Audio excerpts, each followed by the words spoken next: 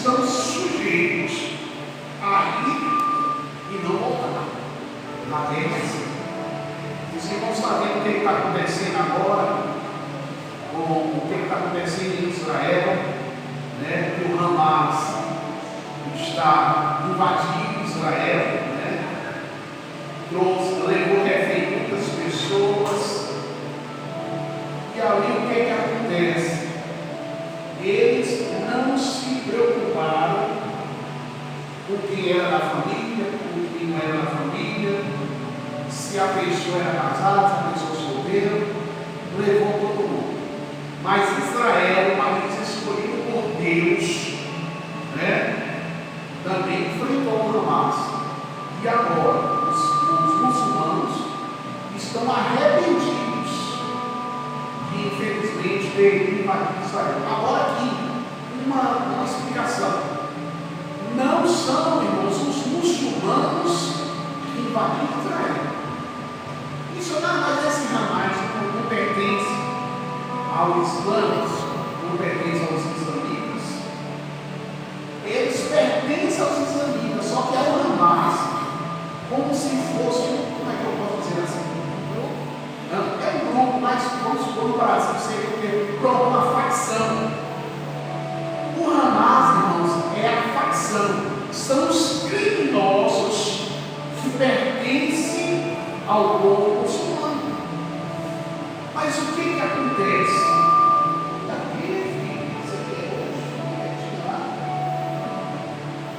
O que acontece?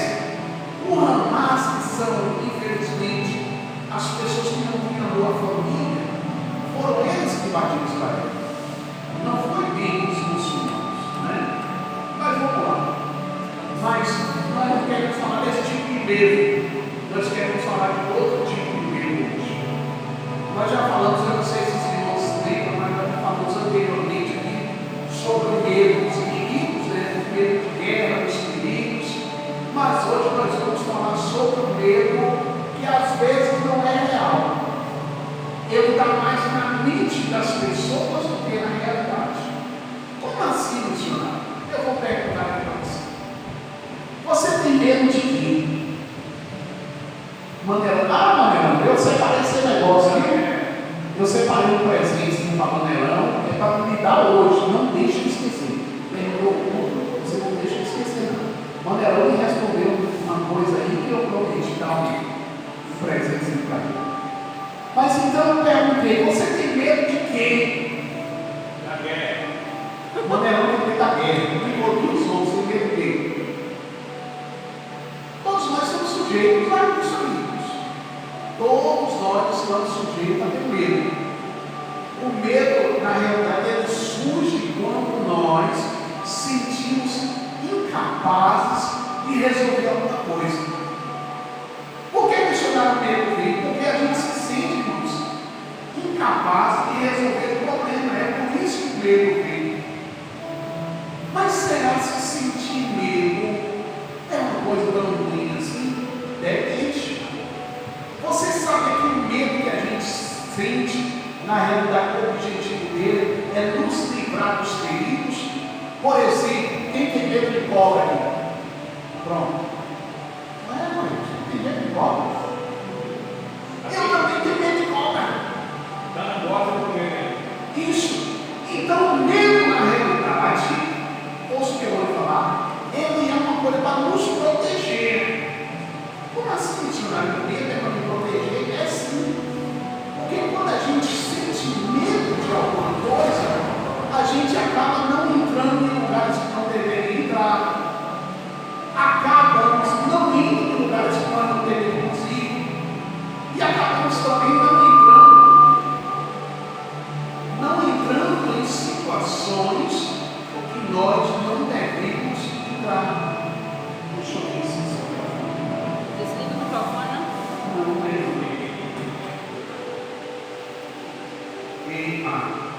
é talvez você. Então o medo, irmãos, Fica melhor. o medo na realidade, de certa forma, ele serve para nos proteger. Mas existe medo também, como eu falei para os irmãos, que não faz muito sentido.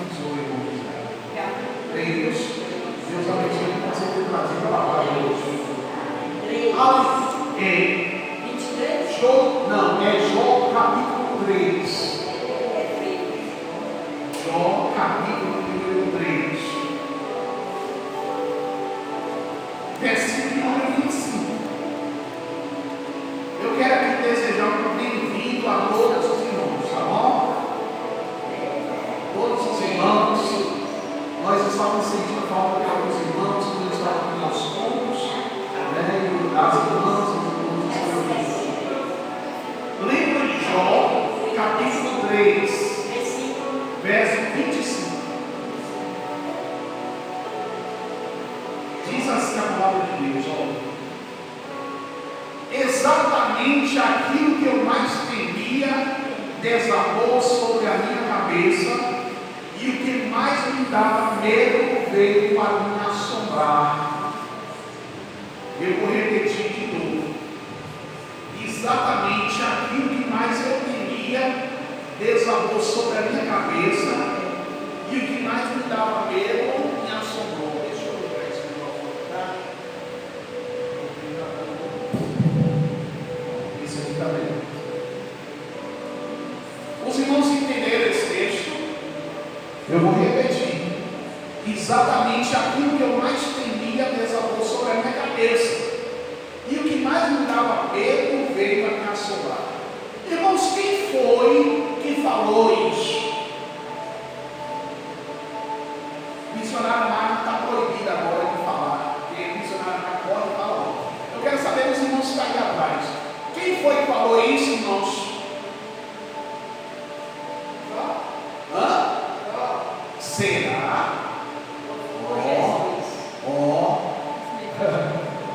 Foi Josinho, irmão. Pode ficar despreocupado. Não vou lhe perseguir, não. Foi Josinho. Foi Josinho que falou essa palavra. Agora, missionário, do que Jó estava falando? Que tipo de medo era esse que Jó estava sentindo? Olha o que o texto diz. Exatamente aquilo que eu mais temia desabou sobre a minha cabeça, e o que mais me dava medo me veio assombrar. Jó, irmãos, ele fazia uma coisa muito importante que nós devemos fazer nos dias de hoje. Sabe o que é? É orar pela nossa família. Quem vai ora pela sua família faz assim? Só com as pessoas que oram pela família. Eu vou perguntar de novo. Agora deixa a palavra aí um pouquinho, olha aqui para mim. Quem ora pela sua família sim? Porque se você ficar na palavra procurando outros textos aqui agora, você pode complicar. O que Jó fazia? Segundo Jó, capítulo número 1, não precisa você abrir aí não, eu vou citar aqui o texto para você. Segundo Jó, capítulo número 1, versículo 5, Jó, todos os dias, ele se preocupando com os filhos, ele ofereceu um sacrifício a Deus. Olha, Jó capítulo 1, verso 5, ele diz assim, ó, assim que passava o período das festas e banquetes, Jó os mandava chamar. Deixa eu explicar para os irmãos antes aqui. Era assim, os filhos de Jó faziam festas. Jó tinha 7 filhos homens e 3 filhas mulheres. E aí esses 7 filhos homens sempre faziam festas. E quando ele fazia as festas, convidava as 3 irmãs para participar das festas. Então ao todo Jó tinha 10 filhos. Então eles faziam festas.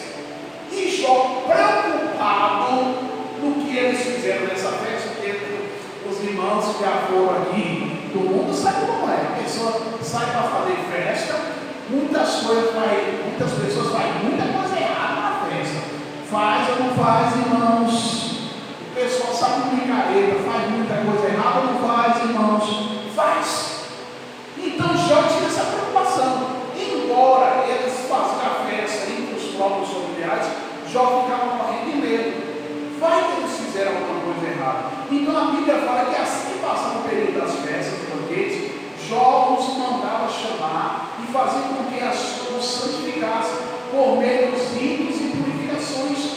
Jó levantava-se ao romper da aurora e oferecia holocaustos, isto é, sacrifícios complementares queimados em nome de cada um de seus filhos, pois ele pensava, olha o que Jó pensava, talvez é o que eu e você pensamos hoje, talvez meus filhos tenham pecado, ainda que no íntimo de cada um, porque às vezes o pecado, irmãos, não está no externo, às vezes o pecado está aqui na mente, está no coração. A Bíblia fala que se você desejar alguma coisa que não pertence a você, você está pecando.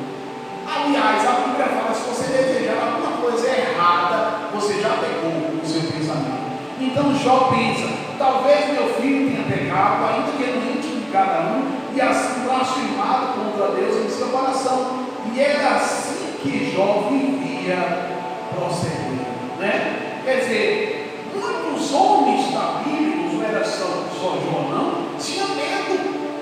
Lembra que eu falei para os irmãos que hoje eu vou falar um medo diferente? Eu não vou falar medo de inimigos externos. Eu vou falar de medo que às vezes está mais na minha mente e no meu coração. Então, muitos homens da Bíblia tiveram medos, e as circunstâncias da vida, às vezes, são assustadoras, e é natural, irmãos, a pessoa ter medo. Por isso que eu perguntei: quem tem medo aqui de alguma coisa? Porque se você disser que você não tem medo de nada, eu vou dizer: ó, meu irmão, vai pedir perdão a Deus, porque você está mentindo. Então, medo às vezes é comum. Nós podemos, às vezes, ter duas reações perante o medo. A primeira reação é deixar que ele nos domine, né?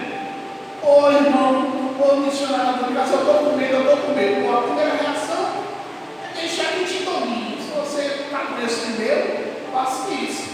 Você acaba deixando ele te dominar. Mas a segunda reação, e que é a correta, é outra. Qual é a outra reação, missionário? É entregar o meu medo a Deus. Eu tenho medo? Tenho. Eu tenho preocupação? Tenho. Mas eu preciso entregar elas a Deus. Eu preciso parar de me deixar ser dominado pelo medo. A Bíblia, irmãos, ela vai nos mostrar que nós devemos confiar em Deus e não nos deixar cair nesse pecado da incredulidade. Existe um homem chamado Jean Paul Sartre. Ele disse uma frase muito interessante: todos os homens têm medo. Quem não tem medo não é normal. Isso nada tem a ver com a coragem, disse ele. Todos os homens têm medo. Então, para o ser humano, irmãos, o medo pode ser considerado como um sentimento de receio em relação a uma pessoa, uma situação, ou a mesmo objeto. Então é inerente à nossa própria pessoa. O que atemoriza o indivíduo pode ser indiferente para o outro. Ou seja, algumas pessoas têm medo de tudo, outros já não têm medo de nada. Então são inúmeras, irmãos, as situações que podem fazer com que eu e você sintamos medos. Mas as pessoas, ouça aqui com bastante atenção nisso. Olhe para mim aqui. As pessoas que entregaram o medo a Deus, podem ter certeza, eles vão ter vitória. Eu vou novamente repetir: se você entregar o medo a Deus, você vai ter vitória. Lembra esse texto que nós vimos de Jó? Jó capítulo 3, verso 25. Homem de Deus. A Bíblia fala que o homem, Jó era um homem justo, íntegro, temente a Deus e se desviava do mal. Qual a característica? Qual são, irmãos? Homem justo, íntegro, temente a Deus e se desviava do mal. Quer dizer, Jó era um homem para nem ter medo. Porque sou homem justo, sou homem íntegro, sou homem temente a Deus. Não tem que eu ter medo, missionário do Carlos. Mas é exatamente aquele que mais, olha o que Jó falou, o que eu mais temia desabou sobre a minha cabeça, e o que mais me dava medo veio me assombrar. Jó tinha medo, perdeu 10 filhos, irmãos. Jó não perdeu um filho, não, irmão. Jó não perdeu 2 filhos, nem 3. Jó perdeu os 10 filhos. Jó perdeu todas as suas riquezas. Jó perdeu tudo que ele possuía. Os irmãos já viram eu pregar aqui, parece que semana passada, sobre a enfermidade de Jó, que Jó raspava com cacos de teia, as úlceras, as feridas que ele tinha. Então, medo das perdas, medo de perdas. Por isso que eu pergunto: você tem medo de Deus? Eu quero nessa noite dizer para você que você não tem que ter medo.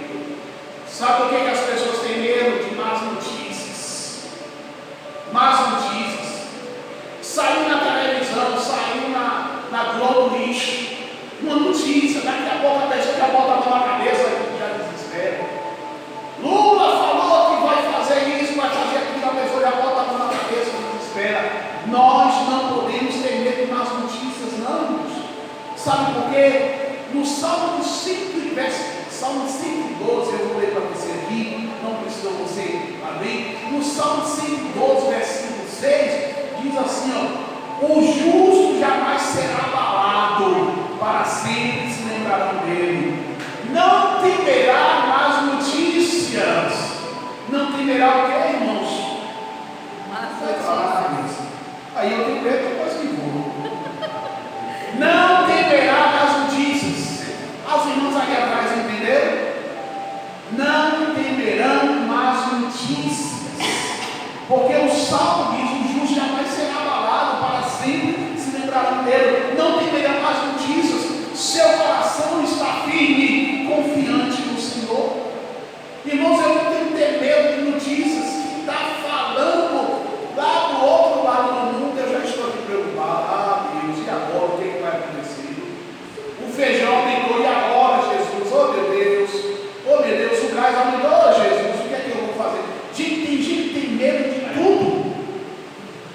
E aqui eu quero te dizer, eu quero te falar uma coisa. Deus, às vezes, vai te provar. Não entendi, missionário, por acaso, eu vou te explicar. Sabe como que Deus vai te provar? No livro de Êxodo, capítulo 20, versículo número 20, está escrito assim: ó, Moisés disse ao povo: não tenha medo, Deus veio prová-los. Deus veio fazer o que, irmãos? Fazer o que, irmãos? Prová-los. Então, às vezes, Deus permite que as situações difíceis da nossa vida aconteçam para nos provar. Moisés disse: não tenha medo, Deus veio prová-los para que o temor de Deus esteja em vocês e os livres de pecar. Lá no livro de Êxodo, capítulo número 8, versículo número 2, está escrito assim: ó, e te lembrarás de todo o caminho que o Senhor teu Deus te conduziu nesses 40 anos ao deserto, para te humilhar e para te provar. Olha aí a palavra mais uma vez. Deus provando. Prova para quê, missionário? Para que Deus me prova? O versículo continua dizendo: para saber o que estava no teu coração, se você guardaria os mandamentos ou não. Então, às vezes, meu irmão, Deus vai permitir que você passe por luta para saber o que está no seu coração. Eu já falei aqui e vou repetir: vida de crente não pode ser 100% moleza. Vida de crente não pode ser sem nenhuma luta, não, sem nenhuma dificuldade. Você sabe por quê? Porque quando a gente não tem luta, quando a gente não tem dificuldade, a gente estaciona, a gente escurece, a gente não quer saber clamar a Deus. Ah, meu irmão, quando a luta vem na nossa vida, a gente sabe clamar, a gente sabe orar de madrugada, a gente sabe pedir oração, a gente sabe vir na igreja. Mas quando está sendo tudo muito bem, às vezes a gente descansa, fala assim: está tudo bem na minha vida, para que eu vou ficar clamando? Então o Senhor fala que Deus permitiu que o povo de Israel passar por luta, para saber o que estava no seu coração, se você, ele está dizendo ao povo, se guardarás os mandamentos ou não. A Bíblia continua dizendo que ele humilhou, ele te humilhou e te deixou ter fome. Ter fome não é passar fome. Ou seja, a Bíblia está dizendo que o povo de Deus permitiu que você passasse fome e te alimentou com maná que tu não conhecia, nem os teus pais sabiam, para que te faça saber que o homem não vive só de pão, mas de toda a palavra que procede da boca do Senhor. Esse vive o homem. Você não vive, irmãos, bem porque você trabalha muito, porque você guerreia muito, porque você toma todos os remédios. Não, você vive bem porque é Deus que te mantém. A Bíblia fala: tua veste não te envelheceu, nem o teu pé inchou nesses 40 anos. 40 anos o povo de Israel no deserto, peregrinando para a terra prometida. Nem as vestes deles se acabaram, porque Deus supriu a necessidade. Quando você tiver medo, irmão, como eu falei, é normal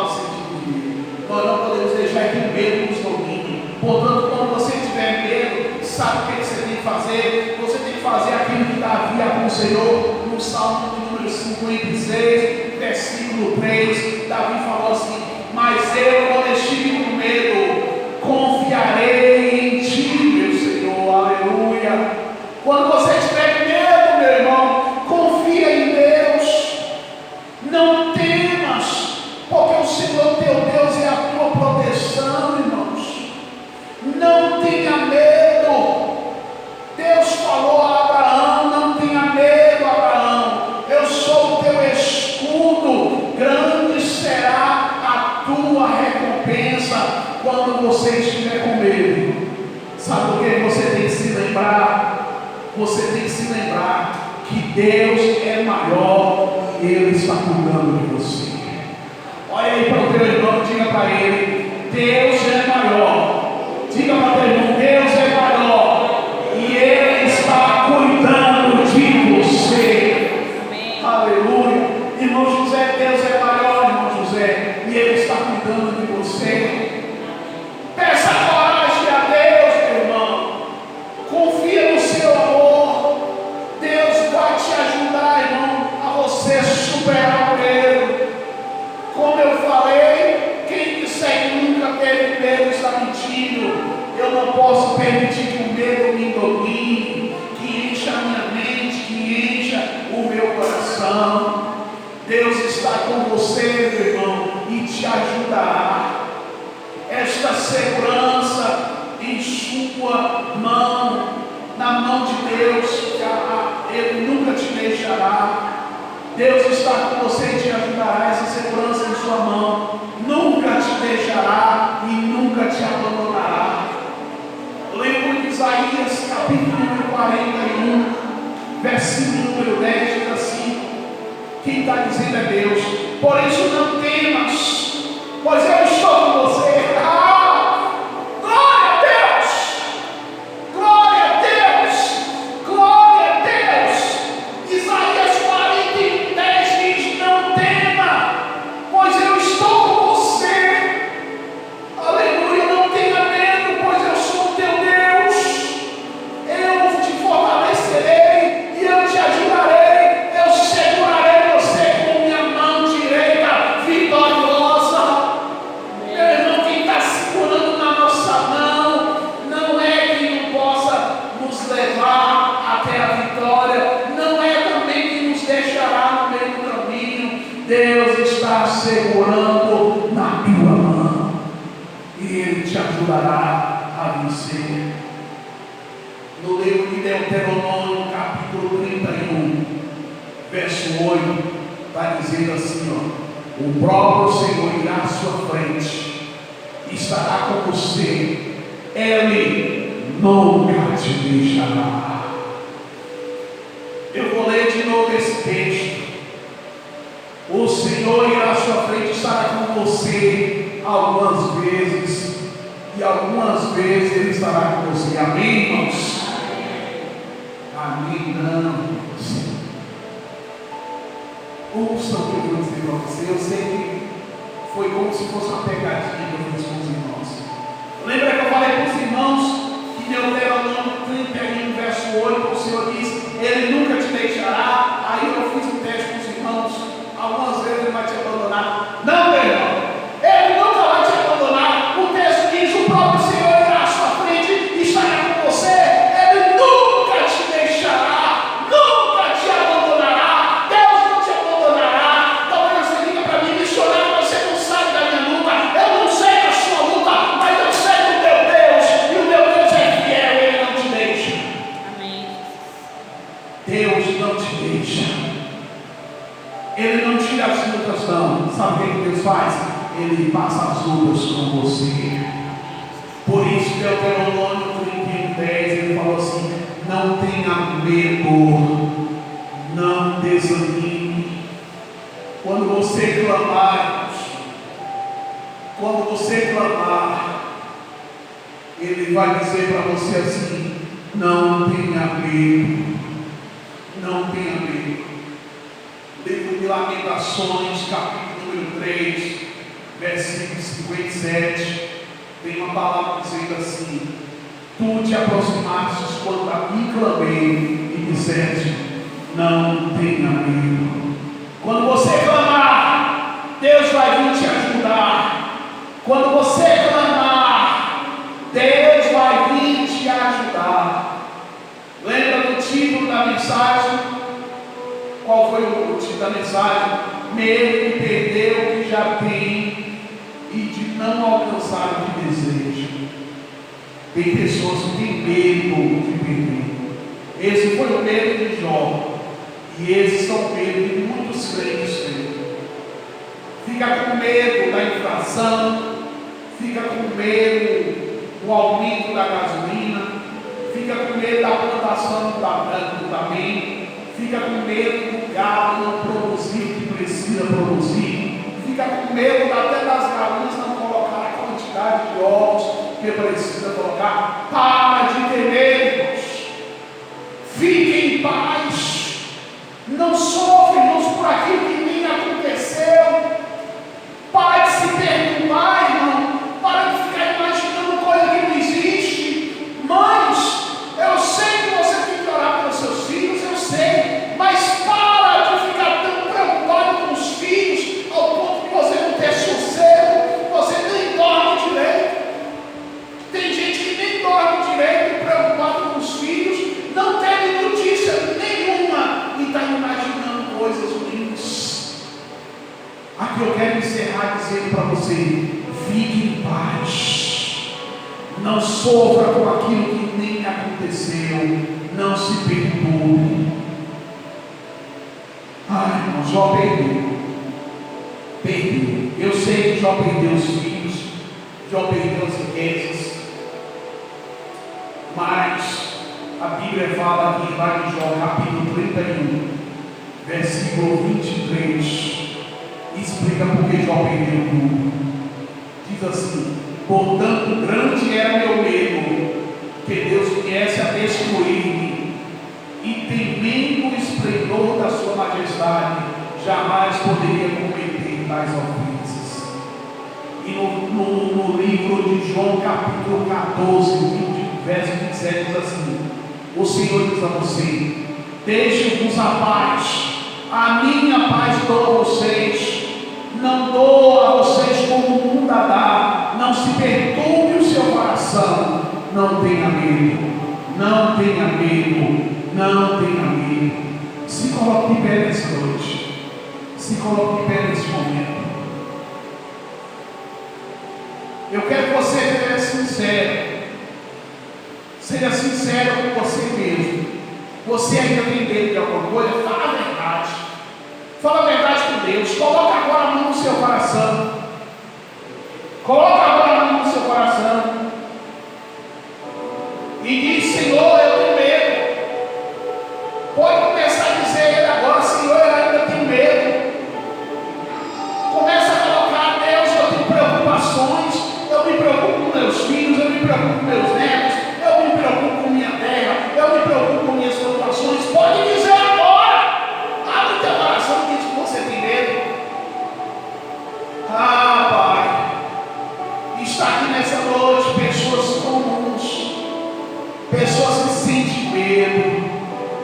Eu peço ao Senhor, meu Deus, entra no coração de cada irmão agora, de cada irmã agora, e tira, Deus, do coração deles esse medo, meu Pai. Faça eles entenderem, meu Deus, o que está escrito na Tua Palavra, que a Tua Palavra diz: não tem mais, não tenhas medo, confia no Senhor, confia no Senhor, confia no Senhor. No livro de Filipenses, capítulo 3, verso 8, diz: além disso, continua a considerar todas essas coisas como uma perda, por causa do que muito é mais valioso, conhecer o Messias Jesus, meu Salvador. É por causa dele que eu experimentei a perda de todas essas coisas. As coisas que eu perdi foi as coisas do mundo. As coisas que eu perdi não me interessa recuperar. As coisas que eu tenho, a minha família, a minha casa, a minha plantação, os meus animais, a minha terra, eu não vou perder. Eu confio no Senhor, eu confio no Senhor, eu confio no Senhor. Diga a Ele agora que você confia. Abra a tua boca e diz a Ele agora.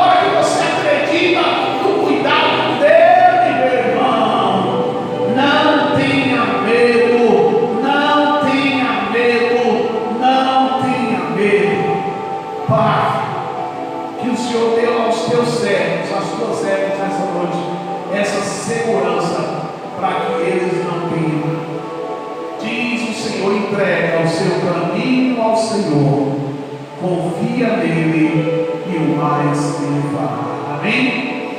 Amém? Quem agora está com o seu coração? Calma, calma, calma. Quem está com o seu coração confiante faz assim. Diga, eu não estou mais com medo de chorar. Pode dizer, eu não estou mais com medo de chorar. Pode dizer algo, eu não estou mais com medo de chorar. Pode sentar um pouquinho. Pode sentar um pouquinho. Eu quero passar para vocês aqui uma música que eu ouvi hoje. Deixa eu ver se eu acho.